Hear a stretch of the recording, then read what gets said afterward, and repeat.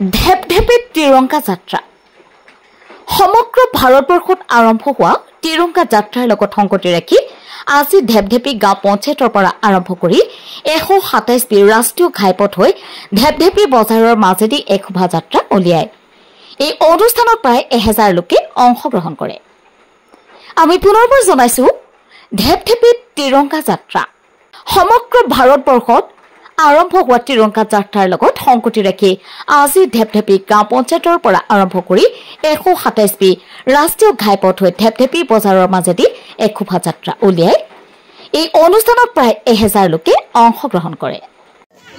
স্বাধীনতা দিৱসৰ লগত সংগতি ৰাখি ভাৰতীয় জনতা পাৰ্টিৰ গৌৰীপুৰ মণ্ডলৰ উদ্যোগত আৰু ঢেপঢেপি পঞ্চায়তৰ সহযোগত আজি যি তিৰংগা যাত্ৰা আজি আমি ওলাবলৈ মনস্থ কৰিছে। এই শুভ মুহূৰ্তত প্ৰথমতে আমি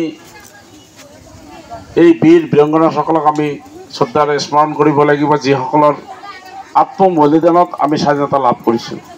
মই প্ৰথমতে স্বাধীনতা সংগ্ৰামী মহান ব্যক্তিসকলক শ্ৰদ্ধাৰে সোঁৱৰিছোঁ আৰু এই ভাৰতবৰ্ষৰ মহান ভাৰতবৰ্ষৰ স্বাধীনতাৰ লগত জড়িত থকা প্ৰত্যেকজন সেনানীক আমি ভাৰতীয় হিচাপে তেখেতসকলক আমাৰ কাৰণে চিৰ নমস্য।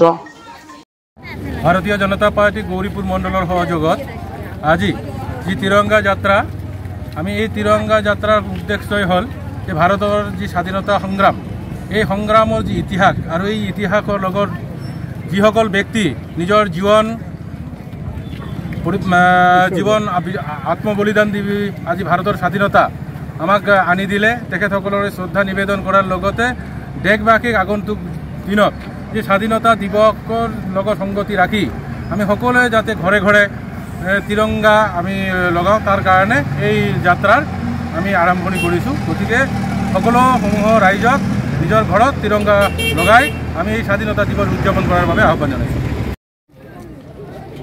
আজি ভাৰতীয় জনতা পাৰ্টি ধুবুৰী জিলাত আমাৰ 11টা মণ্ডলত আমি তিৰংগা যাত্ৰা আমি পালন কৰিবলৈ ওলাইছোঁ। সেয়ে আজি আমি গৌৰীপুৰ মণ্ডলৰ অন্তৰ্গত আজি ঢেপঢেপিত আমি এই তিৰংগা যাত্ৰা ওলাইছোঁ।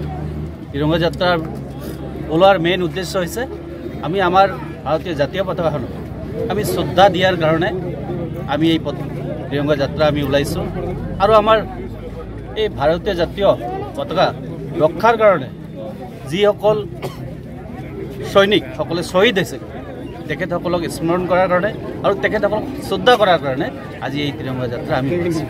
কেইদিনীয়া আমি 10ৰ পৰা 12 তাৰিখলৈকে এই তিৰংগা যাত্ৰা চলি থাকে। News 6 report daily 24।